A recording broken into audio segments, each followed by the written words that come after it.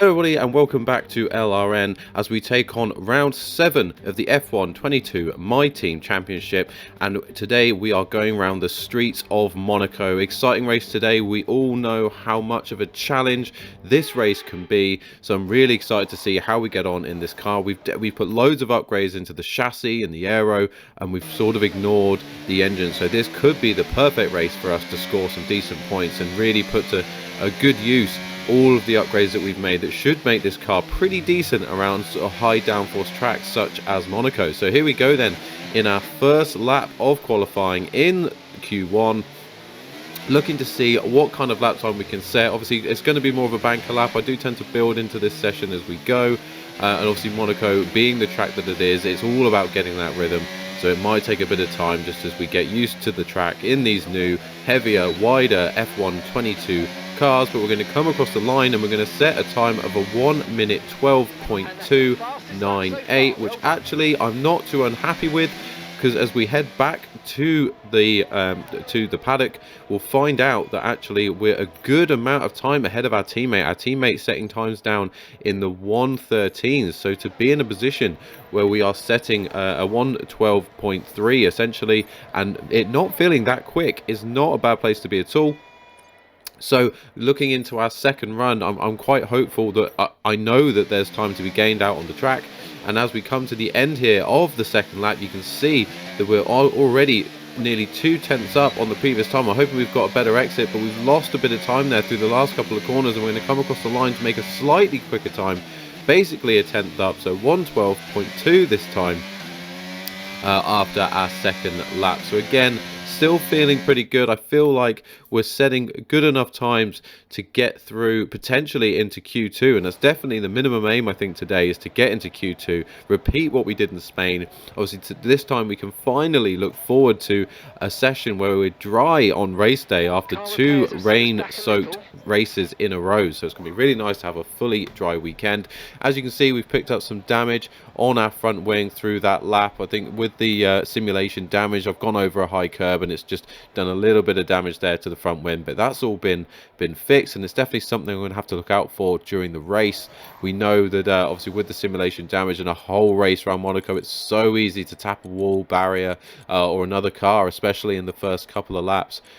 So really need to take it easy, be careful not to get any damage that's going to cost us through the race. But I guess the good thing, as we've seen with Daniel Ricciardo, especially in real life, even with a damage-stricken car, it's still really difficult to overtake. So as long as you're in a good position when it happens, you can kind of protect that position for the rest of the race, assuming you don't have really significant damage that will bring you into the pits or obviously for a retirement. But as you can see, we're going to go again, and we're going to go ahead and try and set our third time of this session.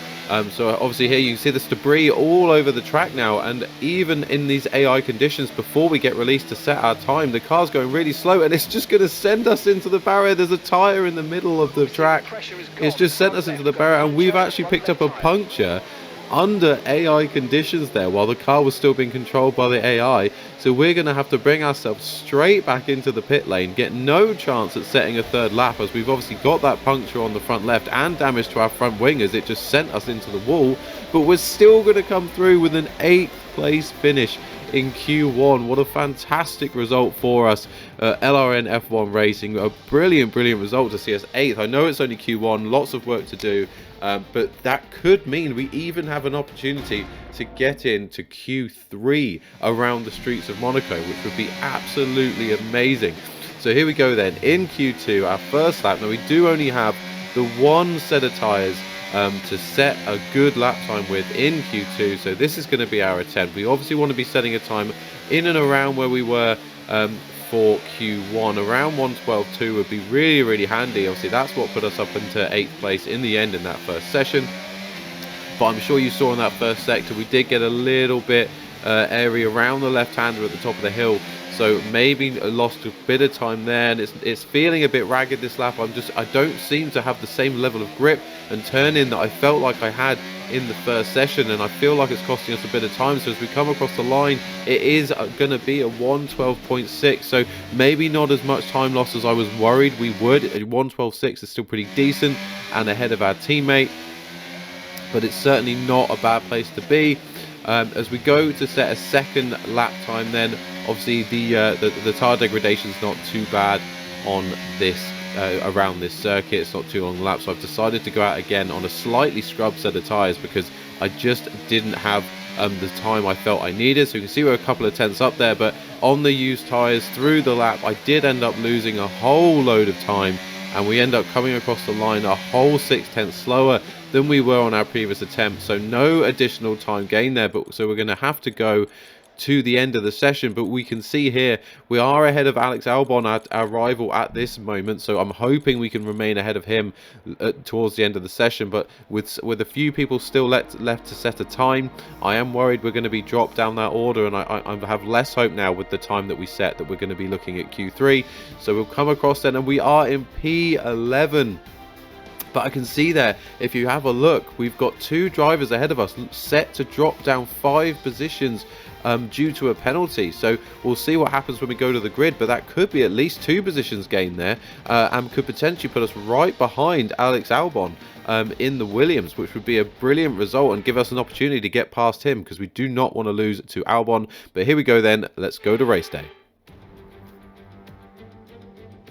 A proper road race, and in the true meaning of the word. That's how Mr. Monaco, the late great Graham Hill, once described this iconic event. The cars we drive have come a long way in the intervening half-century, but we still race on those same public roads beside the Mediterranean. There is no victory more coveted than that of the Monaco Grand Prix.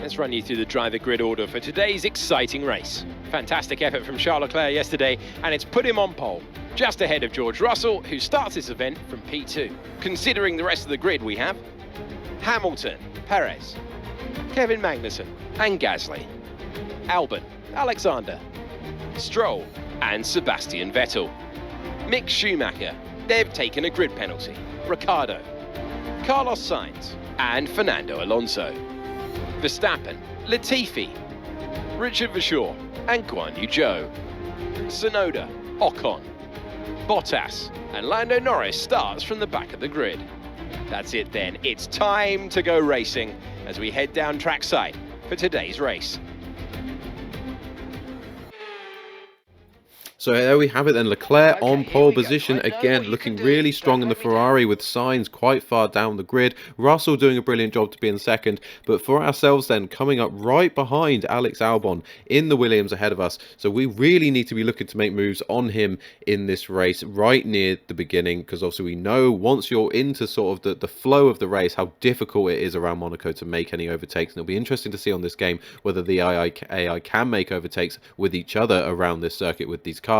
As you can see though, we've dropped the lap count by a couple on the strategy. My view is that if we get in early, there should be a pretty decent gap, because you know the way that the cars work and how close behind. So if we pit early, come into some clean air on the fresh tyres, put in some quick laps, I reckon we can then guarantee we'll come out ahead of the rivals that we're fighting at that stage of the race. And then once you're ahead of them, as we know, it's so hard to overtake around Monaco, that should guarantee us a result of wherever it is we come out once the pit stop strategies have all taken place. And obviously we've got the Aston Martins directly behind us as well, 9th and 10th, so we need to keep an eye out for them. They obviously, we don't want to start seeing the Aston Martins starting to score points this season. A lot of people out of position due to penalties and also going out of Q1, having incidents in Q1, knocking people out of the session early on. So really, really good for us. Obviously helping us out with people behind us that wouldn't normally be, but we're going to start in 8th here today and 5 red lights, and away we go. It's not been the best start there for us. We can see Albon's getting slightly away, and we've now got Stroll coming on right hand side. I think Schumacher's already moved ahead of Vettel, but we're going to head around the outside there. Better traction around the outside, so we carried a lot more speed and got ourselves, made sure we stayed ahead of Stroll. Actually in that movement, Vettel has moved ahead of his teammate as well, so we've now got Vettel up behind us, but obviously we've got Albon in front, so we're going to look to make a move to Albon here, dive down the inside of the right-hander, but we're wheel to wheel there, and hopefully we can get the move done through around here to the left-hand side. and we do get that move done. So really good move there, really important move to get ahead of Albon so early on in this race, because now it should be a case of just holding out. I'm quite happy here in P7. If we can see out another P7 result this season, especially around Monaco, we know how treacherous this race can be. So if we can get to the end and see a P7, I'll be happy, and any positions gained from this stage of the race are just a bonus. Points are what matters, and the fact that all of our closest rivals are behind us, including my official rival on the game, Daniel Ricciardo, now down in 14th, it looks like it could be already a strong weekend for us. But as we head to the end of lap 1, we see that Perez is coming in with damage to his car already, the nose coming off of Perez's car, so he is going to be flying down the order as Verstappen comes in behind him, and they're double stacking the Red Bulls. This is an absolute disaster for the Red Bull team, as Lando Norris as well comes in for damage and has his nose done. But who will win in this race between McLaren and Red Bull to get the tyres done, get the nose done? Out they go. Verstappen's out first, but Norris further down the pit lane actually gets the advantage and comes out ahead of Verstappen in that round of pit stop. So dreadful news there for Red Bull in this race. So how are they going to fix that? What strategy can they pull out with Christian Horner and team to try and bring them back up further up the grid towards the end of the race? We'll see if they can make any moves. You certainly expect them to, being so out of position, but as we know around Monaco, that can be difficult. As we look at lap 5, we're up to P6 then. Obviously, because of Perez pitting in front of us, we've moved past Perez and up to P6, so we're in a fantastic position then, already up into P6. Again, if we can see that out this race, I will be ecstatic. So we'll be aiming to finish where we currently lie. As we see on lap 6, George Russell still actually has made a move on Charles Leclerc at the beginning of this race, and he is now leading ahead of Leclerc. So will Leclerc be able to make any moves? We will certainly have to wait and see. As we move to lap 8 now, and we see our teammate for sure down in 15th, chasing down Latifi. It looks like it's going to be a tough race for Vershaw. Got faster cars around him, and Guan Yu Zhou, Tsunoda, Ocon, Bottas, Perez, Verstappen and Norris. Every single person behind Vershaw you would expect to be able to make moves on him. And now we move to lap 10, and as you can see, we're still in 6th place, holding a nice advantage to Albon. We're taking it nice and easy with 7 seconds. We just do not have the pace to keep up with those in front, so I'm not risking the car. We're just doing enough to keep Albon behind us, managing the ERS and just doing what we have to do. As we see that Verstappen's in for another stop, no sign of damage on this particular occasion. That could purely be tactical then for Verstappen coming in at this time, so maybe that's not a bad shout. Maybe he can put on the fresh tyres on the hards early on, but get him to the end of the race, put in some really significantly fast lap times in clear air. Maybe that'll get him up the grid later on in the race. We'll have to wait and see about that, as we see Perez is still in 20th position and Norris in 21st. All three of them are going to really struggle to make moves through this Grand Prix, but we'll see how that plays out then. As we move to lap 15, we are still in 6th place. We can see we're continuing this maintenance in this race. We've still got Albon 1.5 seconds behind us at this stage. It's sort of fluctuating. I think sometimes he's using more ERS than me. I'm then using more than him, and it's all going from sometimes down to half a second, back up to 1.5 seconds, depending on how the flow of the track. But no prospect of them getting past us. But as we move to the end of lap 15 then, as we talked about in the strategy call earlier, we are going to come in then, move to the hard tyres to get us to the end of this race, and see then over the next few laps where that brings us out as we move past people, obviously trying to retain our 6th place position. That's all we need, is we get an optimal pit stop to help us even more. So it's a 2.5 second stop, which is absolutely perfect for us in this race. 2.5 seconds, nothing lost. And we see then we come out of the pit lane into P19. So obviously that's not particularly good, but we know that we're one of the first to come in. So for us to come out ahead of Perez, Norris and Verstappen is good. They haven't managed to jump us coming in early and putting on the pit stops despite the damage they had to the cars. That's obviously a risk with cars as fast as Perez and Verstappen, and to be fair, Norris as well, that they could put in some serious lap times and could have potentially jumped us over sort of the preceding sort of 12 laps or so. But thankfully for us, that's not the case. We move to lap 17 then, and we can see on the mini-map that cars are coming in for some pit stops. So not everyone, but a few cars coming in. So we then need to make sure for our strategy to work that we are coming out ahead of all these cars that are coming in there. So we can see Bottas, Ricciardo, Alonso, Stroll, Albon as well, the important one, Albon. We've come out in front of Albon in this race. He's in P15. That's a fantastic result. And so lap 18, we are back ahead of Albon and currently up to 14th position as we see Perez then. Lap 18, Perez right behind Albon. Could Perez do us a favour and push Albon down the grid? He's right on the back end of that Williams. Could he look to make a dive down the inside? He can't do it. There just is not enough room, even with the obviously additional performance of that Red Bull powertrain and Red Bull car over the Williams of Alex Albon. He still can't make a move there, which doesn't bode well for anyone else in this race. Here we are then, now lap 18 for ourselves. We're coming to the end of lap 18 now, and you can see our teammates in the pits, a load of other people in the pits, everyone behind him. I assume we will be safe, we'll go past them, but who else is in there? I think we can see there one of the Aston Martins, yeah, Vettel, Schumacher in the Haas, and I think Sainz in the Ferrari. We've moved past all of them, and as you can see, we've moved back up to 6th position in this race, which is absolutely brilliant for us. What a fantastic result. So far, strategy has paid off. We're back where we were. We've come in early, we've set the decent lap times, we're back into 6th place. We're pretty much exactly where we were before the pit stop, so at this stage nearly 9 seconds behind Gasly, still holding a near 1.5 second advantage over Albon, and I'm really pleased with that. It certainly couldn't have gone much better as we ride with Kevin Magnussen now in a massive P4. How good is that to see a Haas up in P4, Kevin Magnussen absolutely smashing it. Obviously Mick Schumacher's had a load of plaudits this season from us, but Magnussen showing why he's the more experienced teammate, managing to get his Haas up to P4 as we see Carlos Sainz struggling behind in this sort of in the train of traffic around Monaco, unable to make moves, stuck out of the points in 12th position. And we move back to ourselves on our own race now in P6. You can see we've still got Albon there, just sitting behind us, waiting for his opportunity to come through in this race. Perez still stuck behind him. No sign of anyone making any particular overtakes at this stage of the race. So we will wait patiently to see what happens, but I'm quite happy taking it nice and comfortably through here. No danger of being overtaken from behind. We've got the IRS to use when it, if should we feel like Albon's getting into a position where he could make a move, but I'm quite confident we're just going to go around, take it easy, not hit the walls, get ourselves to the end of this race and bring home these points for not just ourselves but the team as well. And as you can see now, moving up to lap 30, we've still got that position. We're still taking it easy. You can see Gasly's moved away from us. Albon's still sat in the same position. Got a bit closer at this stage, so you can see it's up between half a second and a second through the corners, but still no prospect of making a move. But we go for look at Lance Stroll now down in 11th place, and he's got it all wrong into the braking zone there in the right-hander, and he's put it into the wall. And as you can see, he's lost his front wing, and that has given Carlos Sainz one of the first overtakes of the whole race on lap 30 of 39.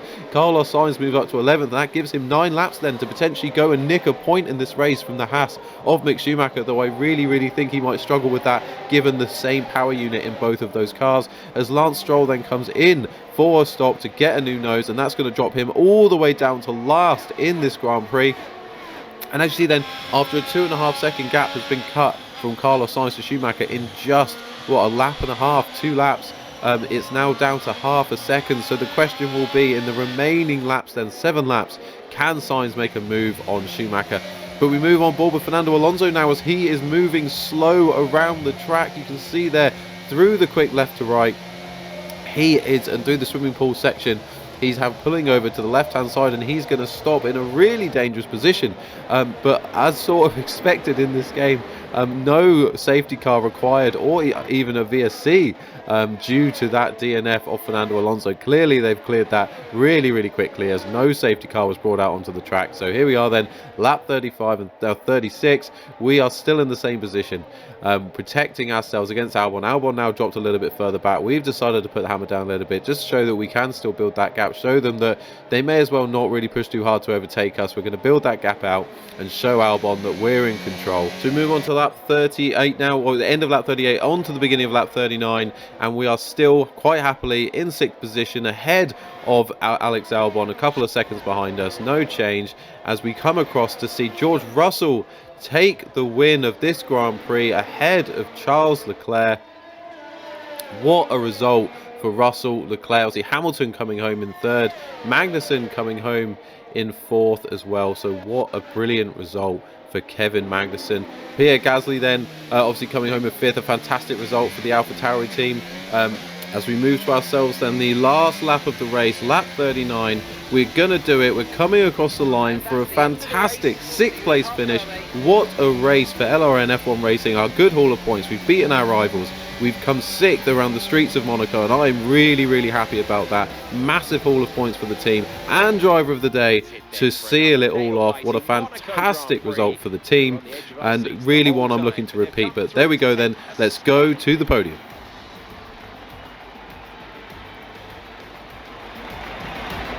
Tell me, Anne, how do you think they were able to deliver such an incredible result today?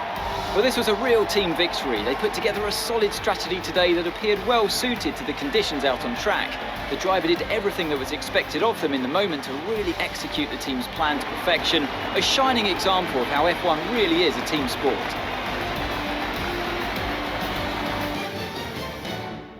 After an excellent performance at the Grand Prix, I'm sure there'll be plenty of celebrations tonight amongst the Mercedes team, and they certainly deserve it.